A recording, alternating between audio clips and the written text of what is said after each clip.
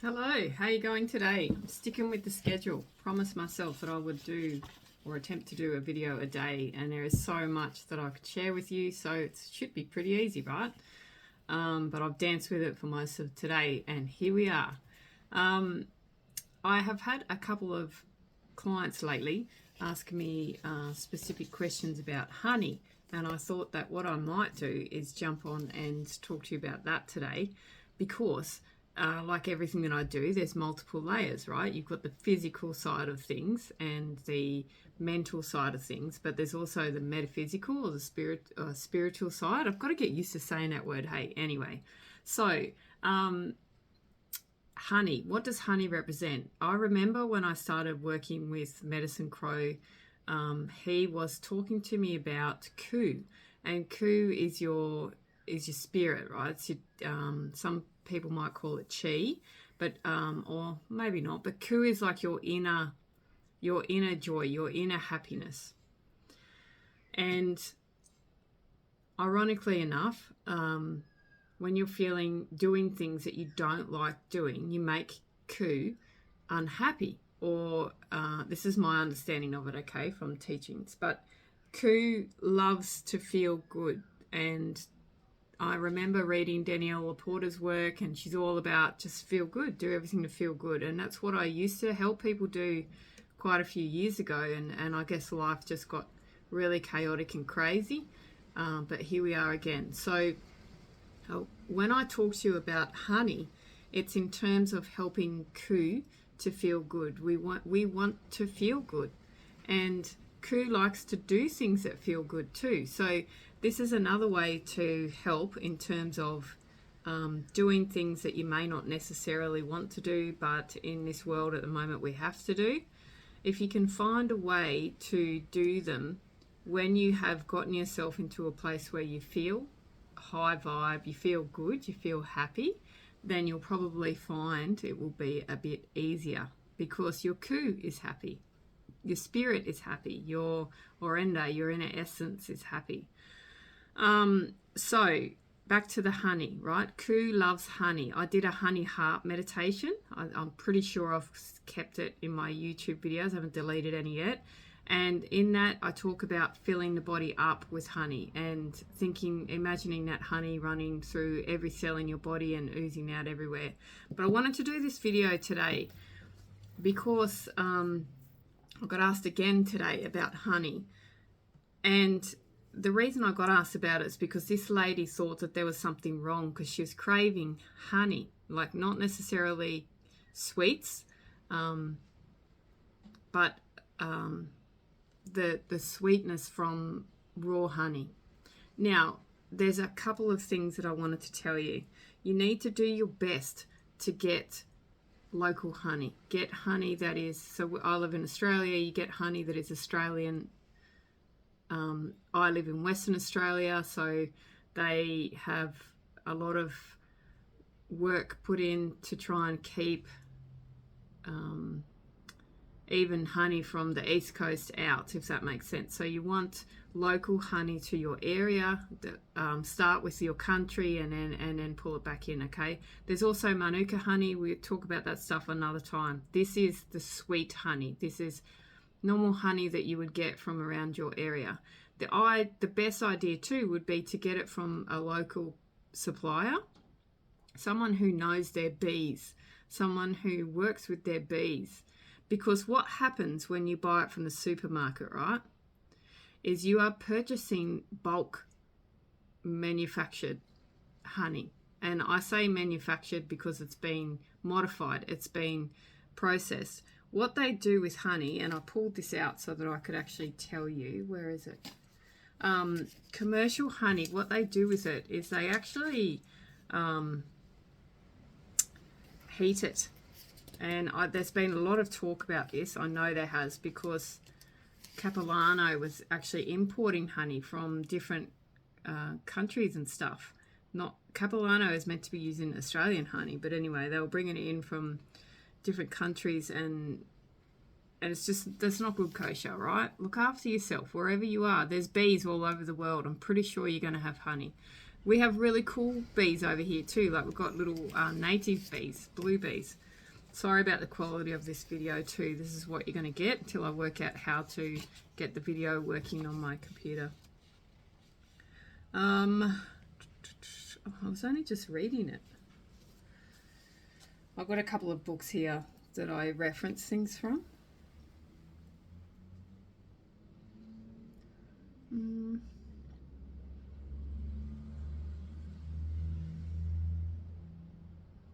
Oh, I don't know where it is. Anyway, let's go. I'm just telling you now, right? If you get honey from the supermarket, it's no good. You want local honey. Do your best to find local honey. If you can't find it, get online. I know over east I used to get Beechworth honey, and it's beautiful. And you can follow a lot of these people on Instagram and Facebook and their websites and social media, all that stuff. You can stalk your local honey producers or look for New South Wales honey producers, Queensland honey producers, South Australia, Northern Territory, Tasmania, Western Australia. I used to make it that whenever I travelled somewhere totally different, I would go and find local produce and try it, and often I'd come across the honey. That's how I found Beechworth honey, because they have nuts. They have a little jar of nuts that are just covered in honey. Oh my God, so delicious. So that makes you happy, right? Now, when you have a craving for something sweet, it can sometimes indicate that maybe you've got a little bit of an issue with candida, right? Candida is an overgrowth of bugs in your system that you don't really want. There's ways to look after that and repair that, but this is different. This is somebody, so you know your body, right? I'm talking to you because you know your body. You're not driven by the cravings, and if you are, you're going to start becoming aware of when you crave things and what they are, and then you can delve a little bit deeper into what's going on for yourself. I'm talking to the person that knows their body well enough that if you are craving something, you generally go and have it. Why? Because your body is telling you what it wants. It has this innate knowledge and it knows how to look after itself. We just get in the way. Our head gets in the way. Science gets in the way.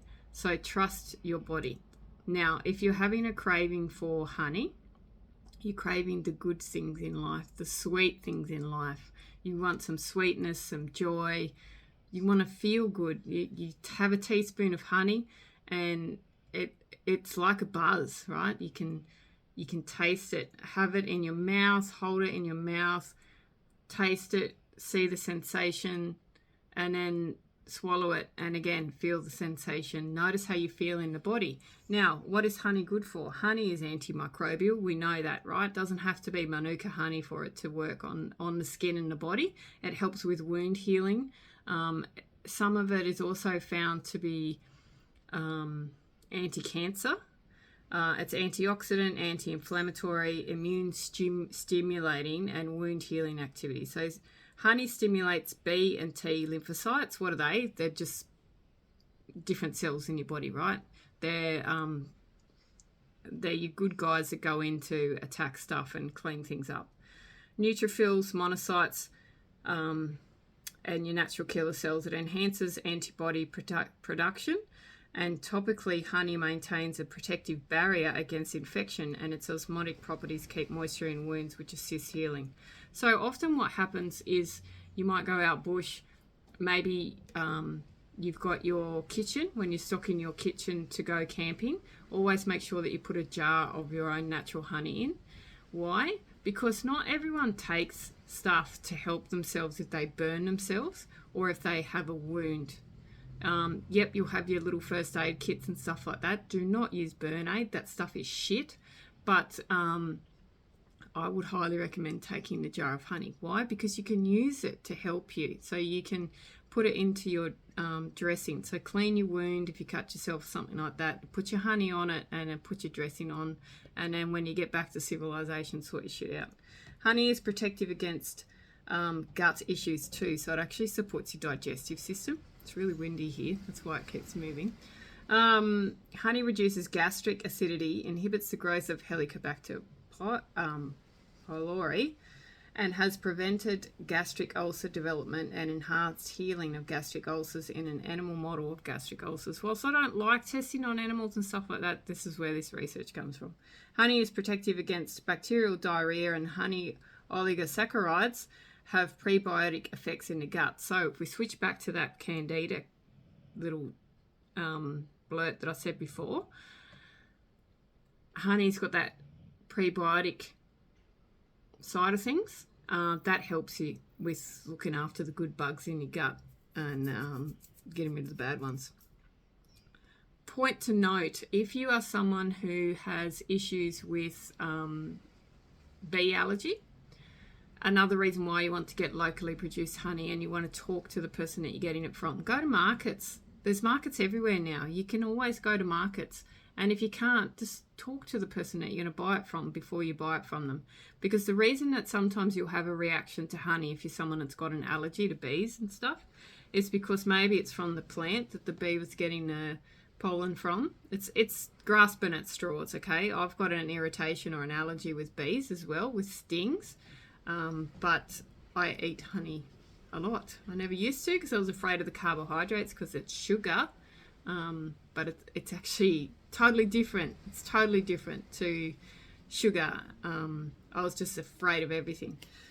And sometimes when they don't manufacture it properly, that's where you get your other issue as well, right? I've also got the page open to royal jelly because that's a side note. So, honey, chemical components. The composition of particular honey greatly depends on the composition of the nectar it originated from and therefore the plant species involved in its production.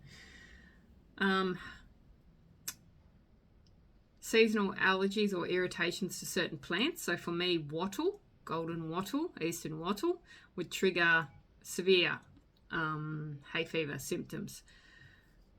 Eating honey that the bees have used that nectar and those flowers to make their honey actually helps with your immune build-up from that perspective. So yeah, if you go walking in the bush and you've got an irritation with a particular flower, you want to try and eat some honey from that area.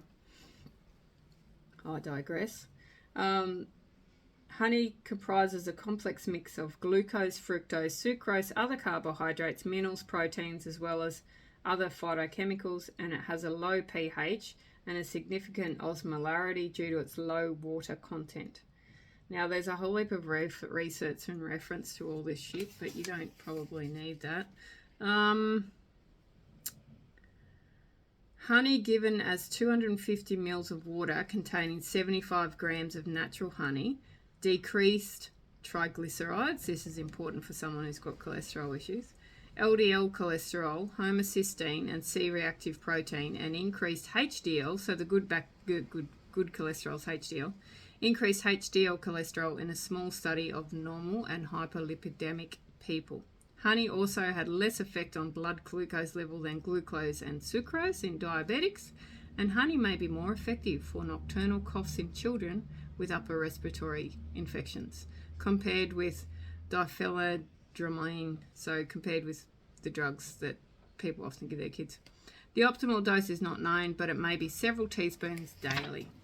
Just get the sweetness into your life, right?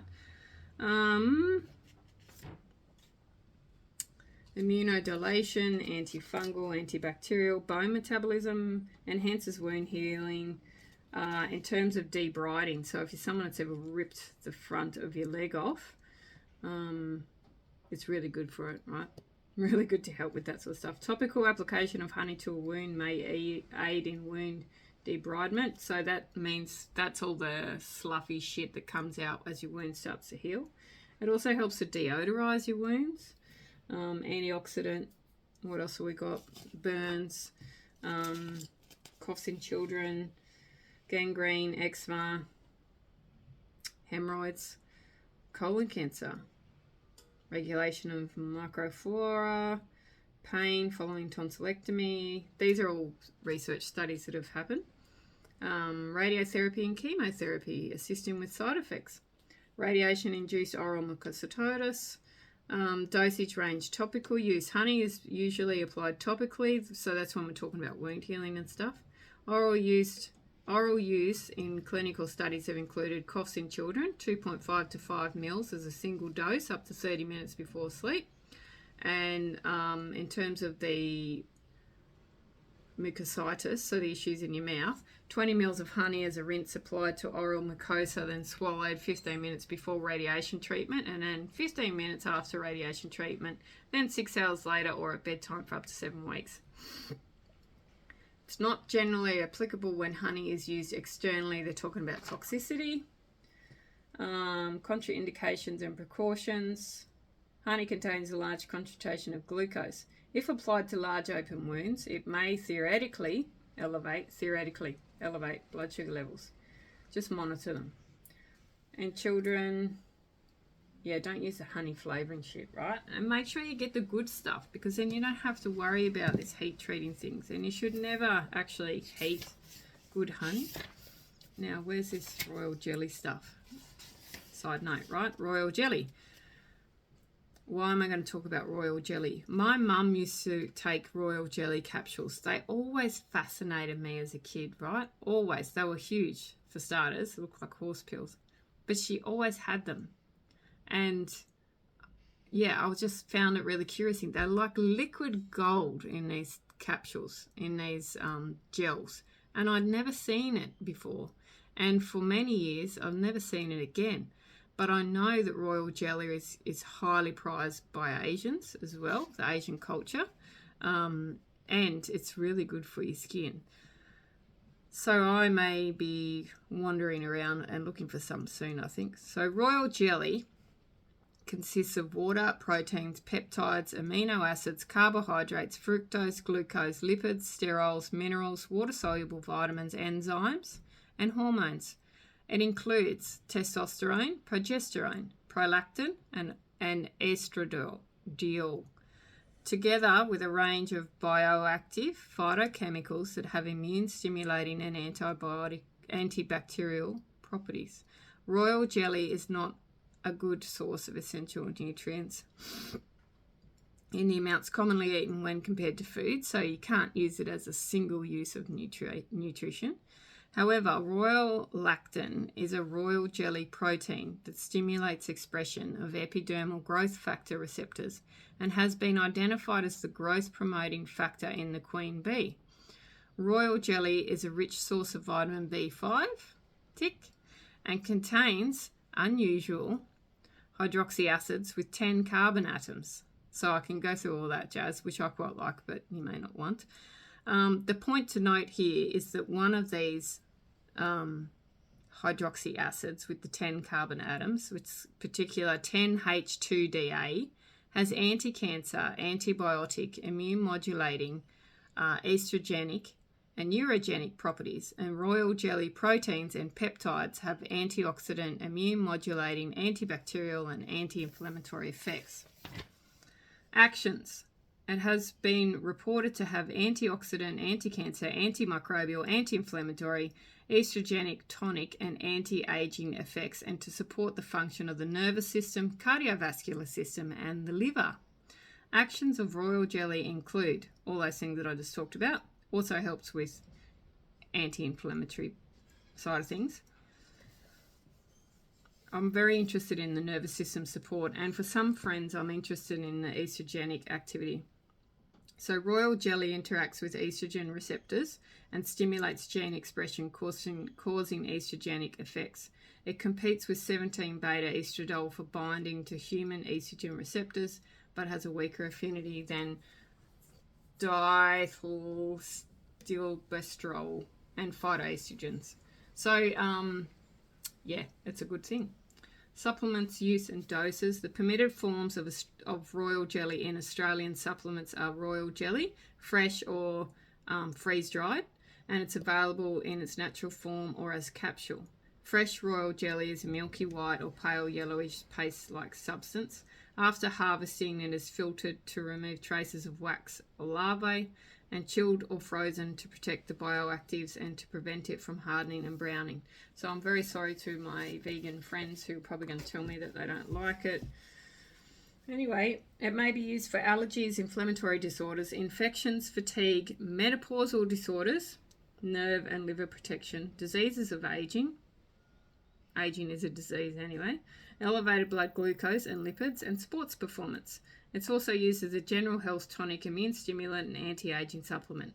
Topically, royal jelly is used as skin treatment and hair growth stimulator. However, human research is limited. So, note to self. Identify a trusted source of royal jelly supplements and start taking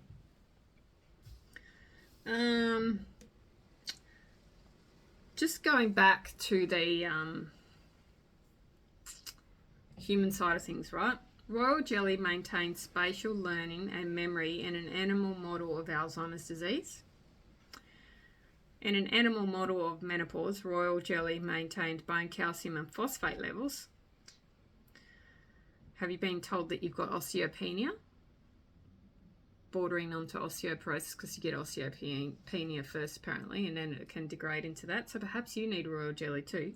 Royal jelly reduce bone loss in the lumbar spine and proximal femur. Royal jelly has enhanced collagen production in the skin in female animals with an estrogen deficiency. So menopause ladies, hello. Meta-analysis of Russian studies using royal jelly in people with abnormal lipids, love the words, found that it reduced total serum lipids and cholesterol levels and normalized HDL and LDL cholesterol. The meta-analysis concluded that royal jelly, approximately 50 to 100 milligrams per day, decreased total serum cholesterol levels by about 14% and total serum lipids by about 10%. A small study of healthy people found that a one-off dose of royal jelly, which is 20 grams, reduced blood glucose levels during a glucose tolerance test. Healthy people were given 3 grams of royal jelly a day for 6 months and were found to have increased serum testosterone, red blood cell count, and hematocrit. Really struggling with words today. And improved glucose tolerance and mental health score. The optimal dose is unknown, but doses of 50 to 100 milligrams have been used for abnormal blood lipids, and up to 20 grams a day have been used in research studies. Get in there, right? Pregnant women with a history of hormone-sensitive breast cancer and people with a history of asthma or allergy, especially to bee pollen or bee venom, should really be cautious when using royal jelly. Just get to know yourself, right? The TGA in Australia requires that the following advisory statement is included on the product label. This product contains royal jelly, which has been reported to cause severe allergic reactions and, in rare cases, fatalities, especially in asthma and allergy sufferers. Good on you, TGA. Anyway, all that information, apart from coming out of my head based on my experience at the start with the metaphysical aspects of honey being good for us, for our coup, for helping us to feel good, to just drenching us with really good stuff. Short of walking around lathering my face with honey, I'm really going to give the royal jelly a crack. So I'll let you know if I have an allergic reaction. But this information came out of 2 textbooks, 2 reference books that I use quite a lot and that I use throughout studying naturopathy and nutrition and herbal medicine. And they are Herbs and Natural Supplements, an evidence-based guide, and Foundations of Naturopathic Nutrition. So I tend to always go back to those 2. If you want to know how your body processes these sort of things, there's another really good book called what is it? Advanced Metabolism of Human Function or something like that. It's good. Anyway, the key takeaway from this is if you are looking for sweetness in your life, try some honey. Just make sure that you get local, real honey. Honey that is made by real people who work with the bees, who know what they're doing, and who are gentle and considerate of the environment around them. Why? Because they need the flowers for the bees to get the honey. The other thing is I wouldn't even make it a last resort to buy stuff off the shelf. You guys really have to start thinking about not going to mainstream supermarkets. I remember when Coles and Woolworths and places like that, when they first all came in And I still remember people trying to support the little local corner stores and stuff like that. If you live somewhere where there's a small grocery store or a small local store, support it. Go there and use it. Because those larger chains, they're not good for anybody. Sure, you might have a job working for Coles. Maybe you've got a job working at Woolworths. But you're just a number. They don't really care. And the farmers that they purchase produce off, they don't care about them either, even though they might say that they do. So we just have to start being very conscious with where we spend our money and where we get things from. And you need to start looking at things to look after your body. And what you put in and on is a big thing like that. And honey is a perfect example. So make sure that you're supporting local people around you. And if you live somewhere where there's no producers of honey, get online and look for a supplier who can send it to you safely within your state and purchase it from them. All right, see ya.